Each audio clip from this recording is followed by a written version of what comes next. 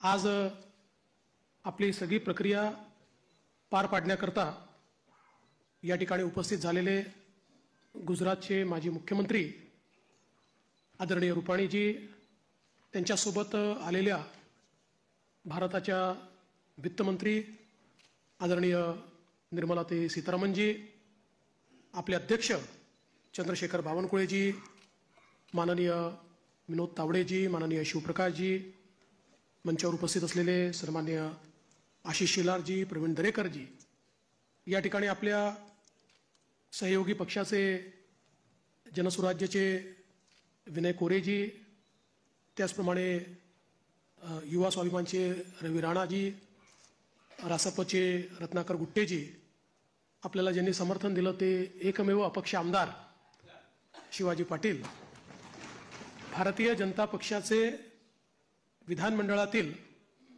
माझे सर्व ज्येष्ठ सहकारी, कोर कमिटीचे सर्व सदस्य, माझ्या सर्व भगिनी आणि बंधूंनो, सर्वप्रथम आपल्या सर्वांचे मी आभार मानतो की आपण एकमताने या ठिकाणी विधिमंडळ गटाचा नेता म्हणून माझी निवड केली आणि ही निवड प्रक्रिया करण्याकरता या ठिकाणी आलेले माननीय रुपाणीजी आणि माननीय निर्मला सीतारामनजी यांचे देखील अतिशय मनापासून मी आभार मानतो। खरं म्हणजे आपल्या सर्वांना याची कल्पना आहे की यावेळची निवडणूक एक अतिशय ऐतिहासिक अशा प्रकारची निवडणूक राहिली आहे आणि या निवडणुकीचं विश्लेषण करायचं झालं तर मी असं म्हणेन की या निवडणुकीने एक गोष्ट आपल्यासमोर निश्चितपणे ठेवली आहे, ती म्हणजे एक है तो सेफ है आणि मोदी है तो मुमकिन है। मोदीजींच्या नेतृत्वामध्ये देशामध्ये विजयाची मालिका ही लोकसभेनंतर पुन्हा एकदा हरियाणापासून सुरू झाली आणि महाराष्ट्राने जे मॅन्डेट या ठिकाणी आपल्याला दिलेलं आहे, खरं म्हणजे महाराष्ट्राच्या जनतेला मी साष्टांग दंडवत घालतो, अशा प्रकारचं मॅन्डेट महाराष्ट्राच्या जनतेने आपल्याला दिलेलं आहे। विशेषतः या संपूर्ण प्रक्रियेमध्ये आपल्यासोबत पूर्णपणे तनमनाने या ठिकाणी असलेले महाराष्ट्राचे मुख्यमंत्री माननीय एकनाथराव शिंदेजी आणि महाराष्ट्राचे उपमुख्यमंत्री सन्माननीय अजितदादा पवारजी यांचे देखील मी अतिशय मनापासून आभार मानतो आणि तद्वतच आमचे आरपीआयचे नेते रामदास आठवलेजी आणि आमच्या सगळ्या मित्रपक्षांचे देखील मनापासून आभार मानतो। खरं म्हणजे अतिशय महत्त्वाचं अशा प्रकारचे वर्ष आहे। एकीकडे आपण सगळे लोक ज्या प्रक्रियेतनं निवडून येतो ती प्रक्रिया ज्या संविधानाने आपल्याला दिली, भारतरत्न डॉक्टर बाबासाहेब आंबेडकरांनी तयार केलेलं आमचे संविधान, या संविधानाची 75 वर्ष पूर्ण होत आहेत आणि म्हणून सर्वार्थानं एक अत्यंत महत्त्वाचं अशा प्रकारचे वर्ष आहे।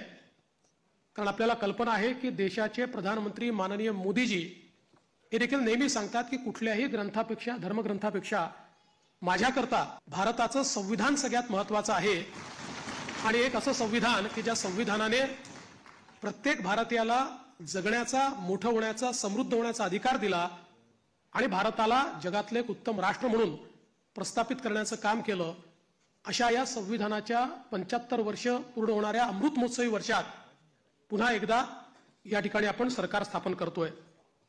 दुसरं, आपल्या सर्वांना कल्पना आहे की ज्यांनी समस्त हिंदुस्थानामध्ये मोगली आक्रमणानंतर आमची श्रद्धास्थानं जी उद्ध्वस्त झाली होती त्या सर्व श्रद्धास्थानांचं पुनरुज्जीवन केलं, त्या राजमाता अहिल्यादेवी होळकर यांचंही 300वे जयंती वर्ष हेच आहे। त्यामुळे मला असं वाटतं की ही देखील एक अत्यंत महत्त्वाची गोष्ट आहे।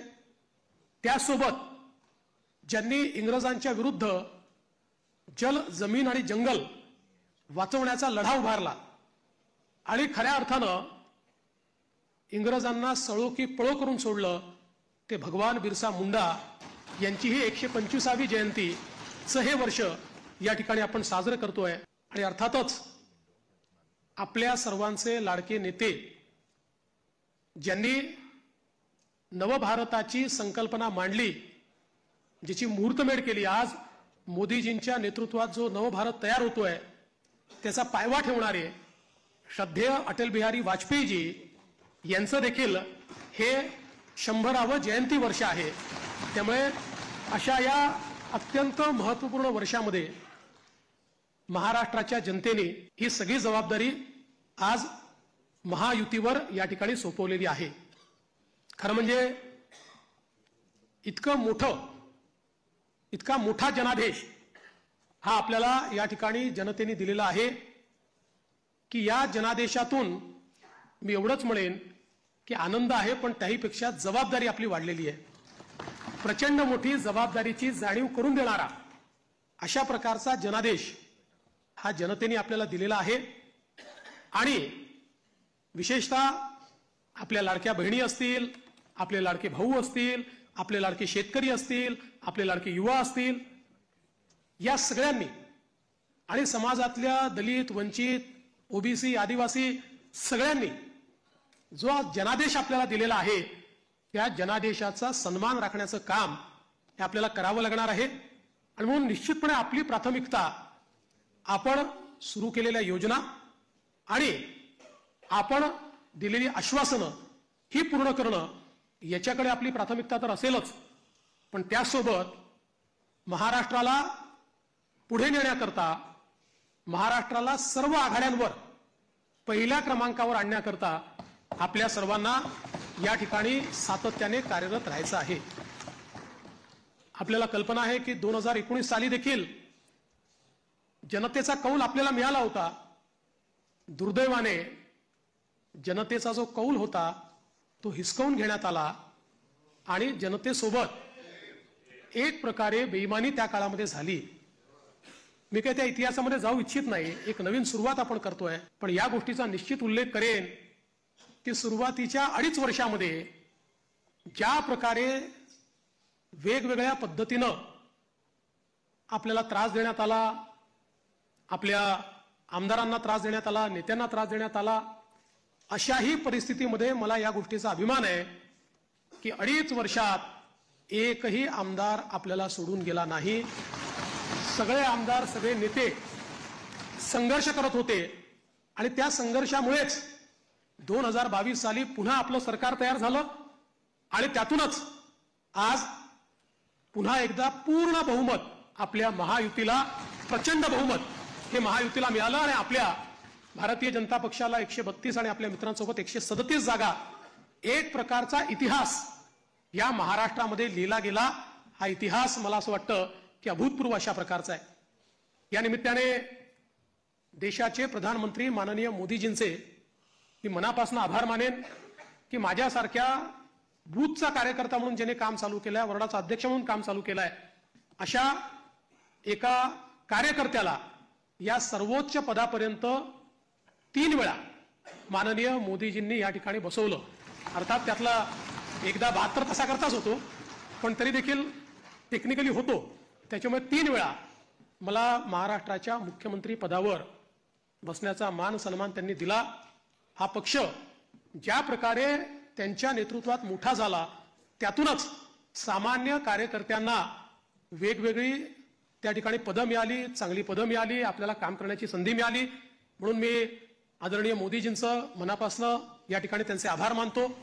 पक्षाचे राष्ट्रीय अध्यक्ष आदरणीय JP नड्डा साहेब यांचे देखील अतिशय मनापासून आभार मानतो आणि त्याचसोबत ज्यांनी या संपूर्ण निवडणुकीमध्ये अतिशय ताकदीनं महाराष्ट्रामध्ये आपल्यासोबत तळ ठोकून कार्यकर्त्यांमध्ये ऊर्जा निर्माण केली आणि या निवडणुकीत अत्यंत ताकद आपल्या सर्वांना दिली, ते देशाचे गृहमंत्री माननीय अमितभाई शाह यांचे देखील आभार मानतो आणि भारतीय जनता पक्षाचं जे शीर्षस्थ नेतृत्व आहे त्या सगळ्या नेत्यांचे या ठिकाणी अतिशय मनापासून मी आभार मानतो।